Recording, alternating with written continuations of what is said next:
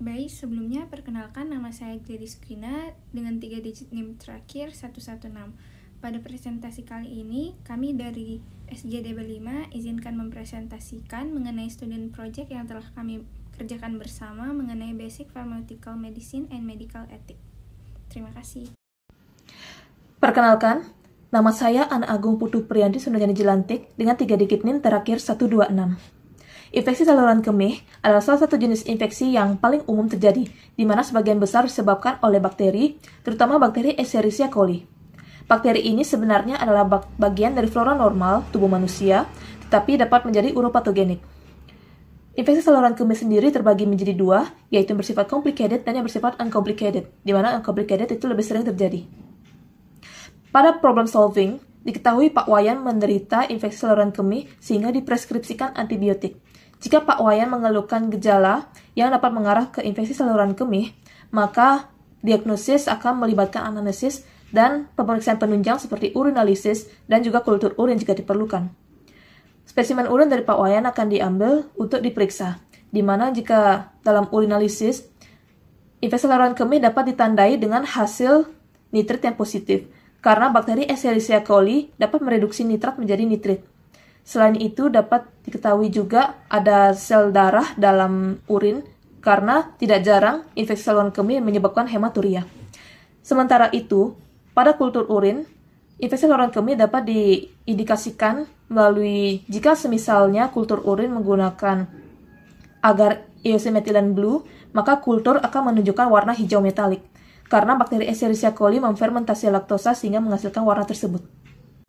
Perkenalkan, saya Gusti Ayu Putri Junia Indraswari dengan 3 digit NIM akhir 130.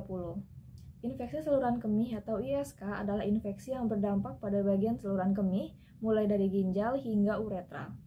ISK merupakan salah satu jenis infeksi yang paling umum, di mana biasanya ISK disebabkan oleh bakteri. Meskipun begitu, ISK juga bisa disebabkan oleh patogen seperti jamur dan virus.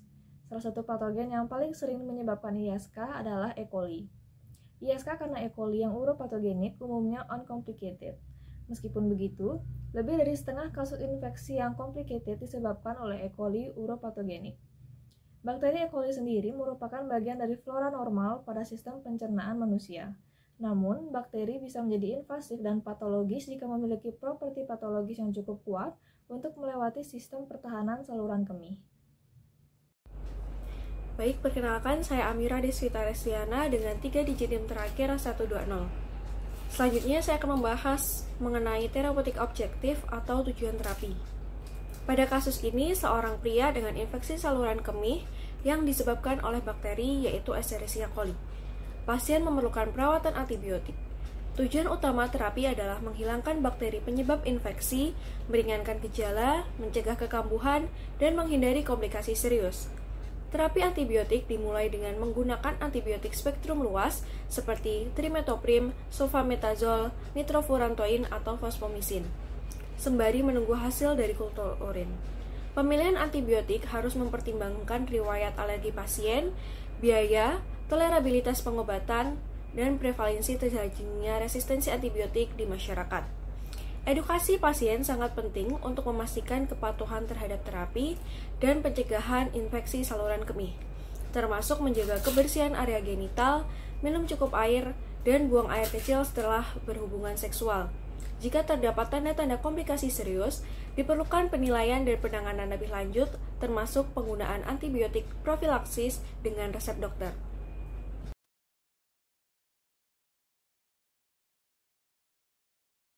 Baik, perkenalkan, saya Dewa Ayu Agung Promosi Besang dengan 3 digit NIM terakhir 114. Di sini saya akan menjelaskan tentang farmakokinetik. Yang pertama, nitrofurantoin. Tersedia dalam 2 bentuk, serbuk perlahan-lahan melepas obat saat makrokristal larut dan menyerap secara bertahap dengan keberadaan cairan lambung dan usus. Mayoritas dari asupan oral, yaitu sekitar 80%, akan diserap di usus kecil. Saat dikonsumsi dengan makanan, konsentrasi obat dalam urin akan meningkat sebesar 40%. Kemudian yang kedua ada fosfomycin yang didistribusikan secara luas di jaringan tubuh termasuk daerah yang meradang dan cairan abses, dipenetrasikan dengan baik ke dalam otot, jaringan subkutan, dan paru-paru yang terinfeksi, serta bisa melewati blood-brain barrier. Filtrasi glomerulus adalah rute eliminasi utama yang membutuhkan penyesuaian dosis untuk pasien dengan gangguan fungsi ginjal. Yang ketiga ada trimetoprim sulfametosazol. Di dalam hati, trimetoprim akan dimetabolisme 10-20%, sedangkan sisanya diekskresikan melalui urin. Bentuk yang tidak terikat bersifat aktif. Konsentrasi serum puncak terjadi dalam beberapa jam, dan waktu paruh adalah 8-10 jam. Ini terutama diekskresikan melalui ginjal dengan konsentrasi yang lebih tinggi dalam urin. Perkenalkan, saya Niputu Wahyu Lasmita Devi dengan 3 digit yang terakhir 110. Pada kesempatan kali ini saya akan menjelaskan mengenai farmakodinamika obat. Yang pertama adalah nitrofurantoin. Nitrofurantoin sendiri bersifat bakterisidal terhadap sebagian besar patogen saluran kemih, contohnya Escherichia coli. Nitrofurantoin ini menggunakan beberapa mekanisme untuk dapat mencapai efek antimikroba. Nitrofurantoin dapat memberikan efek samping kepada penggunanya berupa muntah dan diare yang biasanya disebabkan oleh terjadinya dehidrasi. Selain itu juga dia dapat memberikan efek seperti mual yang biasanya timbul akibat pengonsumsian obat yang jumlahnya tidak ideal. Yang kedua adalah fosfomisin, di mana fosfomisin ini bekerja dengan cara menginhibisi enzim sitoplasma enol piruvat transferase dengan mengikat sisi aktif residu sistein. Adapun beberapa efek samping yang muncul setelah mengonsumsi fosfomisin antara lain gangguan pencernaan yang meliputi sakit perut, diare, dan juga mual. Selain itu, dia juga dapat memberikan efek samping seperti pusing, sakit kepala, dan penurunan jumlah sel darah. Lalu yang ketiga adalah trimetoprim sulfamethoxazole. Sulfamethoxazole sendiri adalah sulfonamida atau kelas obat antimikroba yang bekerja secara langsung pada sintesis folat di dalam organisme mikroba, misalnya bakteri Escherichia coli. Sedangkan trimetoprim itu adalah pesaing langsung dari enzim dihidrofolat reduktase yang mengakibatkan penghambatan yang menghentikan produksi tetrahidrofolat menjadi bentuk aktif folat. Ketika digunakan sendiri, obat ini akan bekerja secara bakteriostatik. Namun, jika obat ini dikombinasikan, maka dia akan memblokir 2 langkah dalam biosintesis bakteri asam nukleat esensial dan protein, sehingga dapat bersifat bakterisidal. Perkenalkan, nama saya Ayu Setia Devi Depla dengan 3 digit NIM terakhir 108. Di sini, saya akan menjelaskan mengenai pertimbangan dalam pemilihan obat. Sebagian besar kasus ISK uncomplicated dapat diobati dengan menggunakan antibiotik oral jangka pendek. Namun, resistensi bakteri seperti E. coli terhadap beberapa antibiotik juga perlu dipertimbangkan dalam memberikan terapi. Dengan mempertimbangkan riwayat pasien, jenis ISK, farmakokinetik, farmakodinamik, serta pola resistensi, penulis sebagai dokter memilih nitrofurantoin, fosfomisin, dan sulfamethoxazole trimetoprim atau TMP-SMX sebagai pilihan obat lini pertama yang disarankan. Adapun alternatif lainnya adalah cefadroxil dan cefalexin. Di sini, penulis akan membahas mengenai suitability, safety, efikasi, serta cost dari obat lini pertama yang nantinya akan menjadi dasar dalam pemilihan obat yang tepat. Perkenalkan, nama saya Amira Kansa dengan NIM 122. Di sini saya akan membahas tentang pertimbangan pemilihan obat dari nitrofurantoin. Jadi, dari suitabilitas, kegunaan utama nitrofurantoin masih dalam pengobatan dan profilaksis infeksi saluran kemih.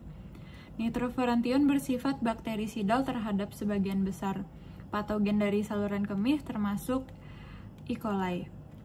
Kemudian dari efikasi, bioavailabilitas nitrofurantoin adalah 80% pada pasien sehat. Nitrofurantoin diserap dengan baik di saluran cerna.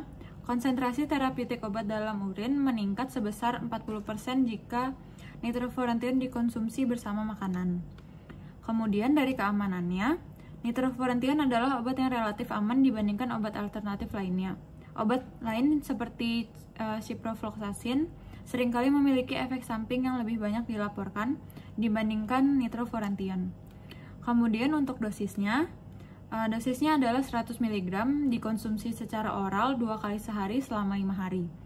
Meresepkan nitrofurantoin kurang dari 5 hari kurang efektif dan tidak lagi direkomendasikan. Perkenalkan, saya Ayustia Marifatil Aziza dengan 3 digit NIM terakhir 128. Fosfomisin adalah antibiotik oral berspektrum luas yang efektif untuk melawan bakteri gram negatif yang resisten terhadap beberapa obat. Fosfomisin bekerja dengan menghambat sintesis dinding sel bakteri. Suitability fosfomisin memiliki bioavailabilitas oral kurang dari 50%, sehingga disetujui untuk penggunaan dosis tunggal 3 gram dalam terapi infeksi saluran kemih atau ISK. Penelitian menunjukkan bahwa dosis tunggal 3 gram setiap 2 hari efektif dan aman, menjadikannya pilihan yang sesuai untuk mengobati ISK.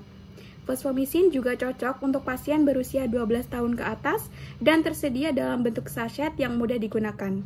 Fosfomisin granul perlu dikonsumsi saat perut kosong, yaitu 2-3 jam sebelum atau setelah makan. Disarankan untuk mengonsumsi fosfomisin sebelum tidur setelah buang air kecil. Untuk efikasinya, fosfomisin dalam mengobati ISK akut uncomplicated ini dipengaruhi oleh faktor seperti usia, jenis kelamin, status perkawinan, dan juga durasi gejala. Penelitian di Pakistan menunjukkan bahwa tingkat keberhasilan klinis fosfomisin dosis tunggal mencapai 96%. Kemudian untuk safety-nya, fosfomisin dinilai aman digunakan tanpa efek samping serius berdasarkan penelitian oleh Kevin Boiler dan kawan-kawan pada tahun 2022. Diare adalah efek samping yang paling umum, tetapi tidak ada peningkatan insiden diare pada pasien yang menjalani terapi lebih dari 3 minggu dibandingkan dengan yang menjalani terapi kurang dari 3 minggu. Untuk cost-nya, dalam Formularium Nasional terbaru tahun 2024, fosfomisin tersedia di fasilitas pelayanan kesehatan tingkat lanjut seperti klinik utama, rumah sakit umum, dan juga rumah sakit khusus. Sekian yang dapat saya sampaikan, terima kasih. Trimethoprim, agen antibakteri, antifolat, dan aminopirimidin, digunakan sebagai monoterapi untuk infeksi saluran kemih dan sering digunakan bersama sulfamethoxazole karena mekanisme yang saling melengkapi. Ini memiliki kesamaan struktural dan kimia dengan pirimetamin, yaitu antibiotik antifolat lain yang digunakan untuk mengobati infeksi Plasmodium. Trimethoprim sudah dalam bentuk zat aktif dan merupakan anggota dari methylbenzenes. Mekanisme kerja trimethoprim sebagai antibiotik adalah melalui penghambatan tahap krusial dalam produksi asam nukleat dan protein bakteri yang merupakan cara kerjanya sebagai antibiotik.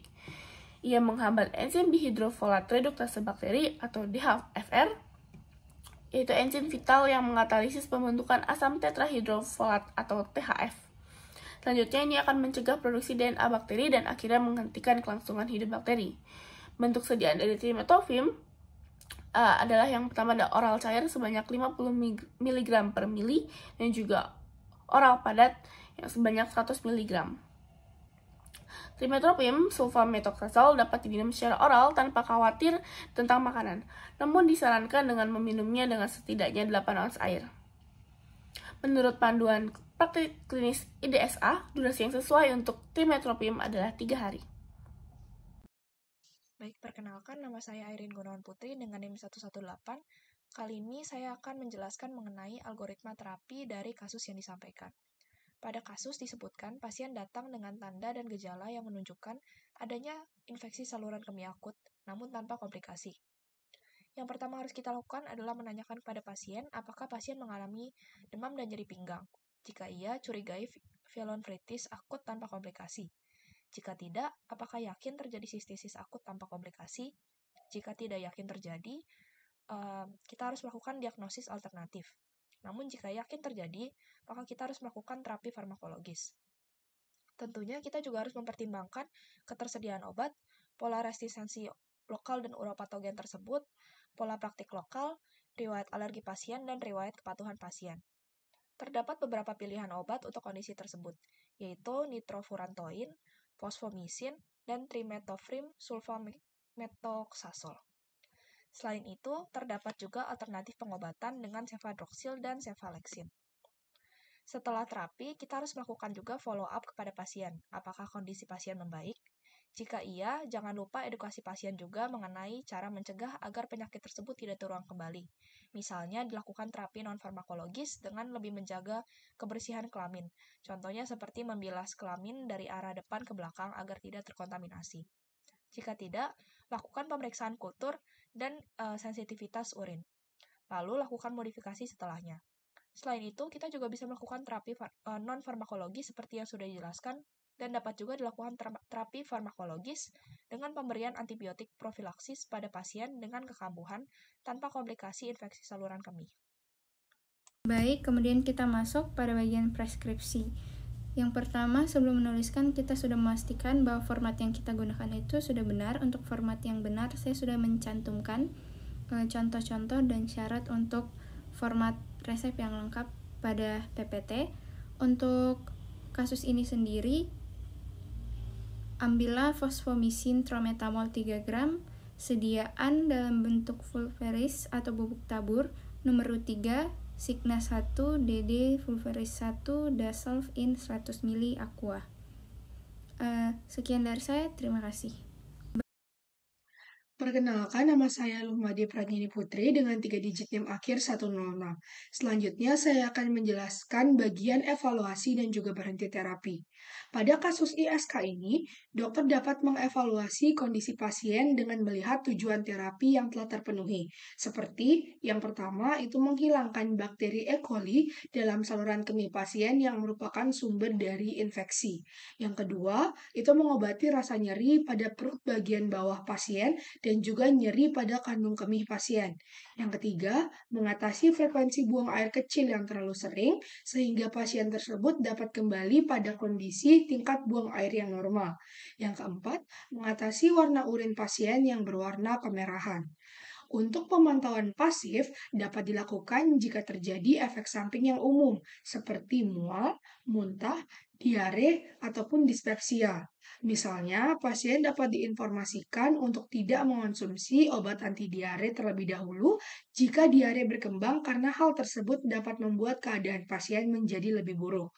Untuk pemantauan aktif yang melibatkan janji temu dengan pasien dan juga dokter, dapat dilakukan jika gejala ISK ini tidak membaik dalam 2-3 hari setelah diberikannya terapi pengobatan, ataupun munculnya reaksi hipersensitivitas yang serius atau terjadi efek samping yang tidak biasa, seperti diare yang berair bahkan berdarah, ataupun adanya rasa terbakar dan juga sensasi nyeri saat buang air kecil. Sekian dari saya, terima kasih.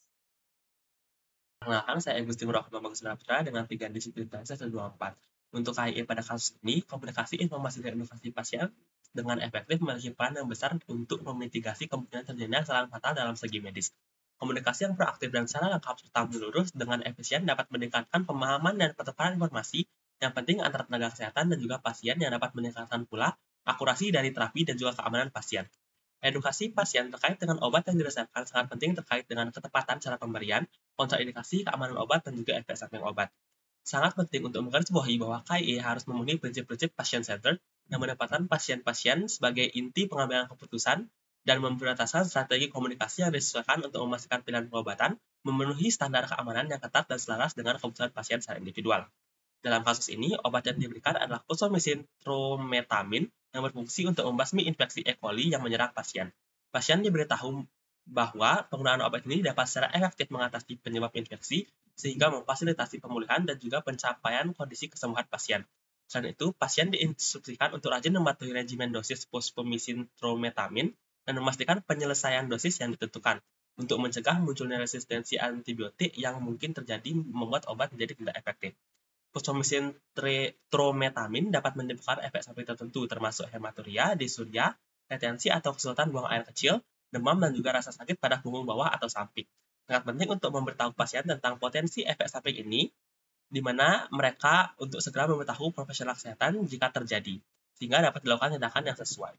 Fosfomisin trometamin disediakan dalam kekuatan dosis 3 gram per saset yang dilarutkan dalam air dan ditelan secara keseluruhan.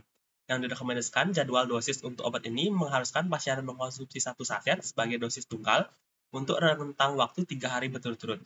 Sangat penting untuk memastikan bahwa pasien memahami teknik pemberian yang benar dengan mendorong mereka untuk merekapitulasi informasi yang diberikan. Selain itu, pasien disarankan untuk mencari konsultasi medis jika mereka mengalami efek samping atau reaksi alergi yang nyata, seperti adanya gatal-gatal, kesulitan bernafas, atau pembengkakan pada wajah, bibir, lidah, atau tenggorokan. Sekian, terima kasih.